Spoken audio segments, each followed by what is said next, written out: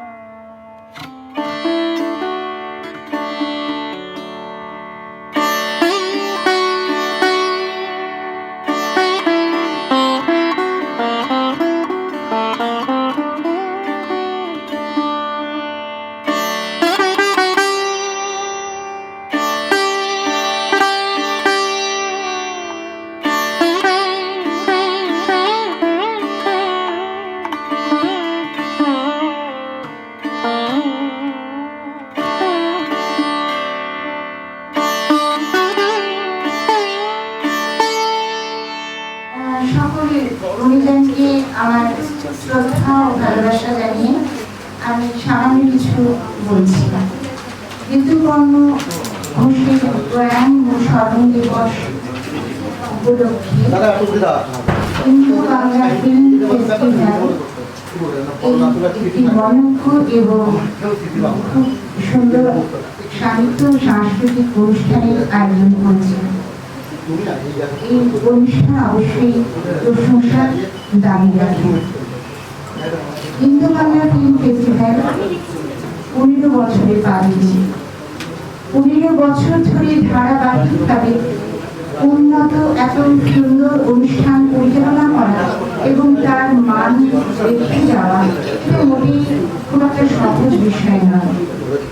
তাছাড়া স্বল্পদৈর্ঘ্যের চলচ্চিত্র নির্মাতাদের এত বড় প্ল্যাটফর্ম দিয়েছে হিন্দু বাংলা ফিল্ম ফেস্টিভ্যাল, অবশ্যই এটাও একটা দৃষ্টান্ত।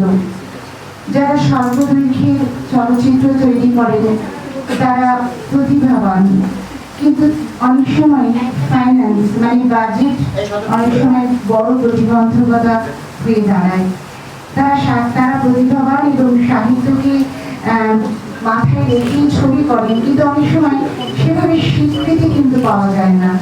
সেই দৃষ্টিকোণ থেকে দাঁড়িয়ে হিন্দু বাংলা ফিল্ম ফেস্টিভ্যাল উৎকৃষ্ট ছবিগুলোকে অনলাইনে দেখানোর ব্যবস্থা করে এবং এই যে পুরস্কার দেওয়ার যে এই মহৎ উদ্যোগ, সেটা অবশ্যই সেই উদ্যোগে আমরা সাধুবাদ জানাই। এটাই বলার ছিল। আর বলবো ঋতুপর্ণ ঘোষের সম্পর্কে সামান্য একটি কথা, দৃষ্টতা মাফ করে আমার মতন একজন অসাধারণ তার সম্পর্কে আমরা বলতে পারি। তো উনি তো শুধু চিত্র পরিচালক ছিলেন না, উনি ছিলেন বাংলা চলচ্চিত্রে বাংলা চলচ্চিত্রের একটা নতুন ধারা, নতুন দিক উনি খুলে দিয়েছিলেন। এটাই প্রথম এবং শেষ কথা। আরেকটা কথা হচ্ছে যে ওনার প্রত্যেকটা ছবির মধ্যে আমাদের চেতনা এবং সত্তার কিছু প্রশ্ন আসে, কিছু আলোড়ন ঘটে এবং আবার ওনার প্রশ্নগুলোর উত্তরও আমরা ওনার ছবির মধ্যেই খুঁজে পাওয়ার চেষ্টা করি। ছবিগুলো যেমন ধরুন ওই কি বলবো, বাড়ি বলি বা দহন বলি, 19 এপ্রিল বলি, চেতিনা চিত্রাঙ্গদা, নৌকাডুবি, চোখের বাড়ি, সব ছবি ওনার ভাবনা বিস্তারে প্রমাণ রাখে।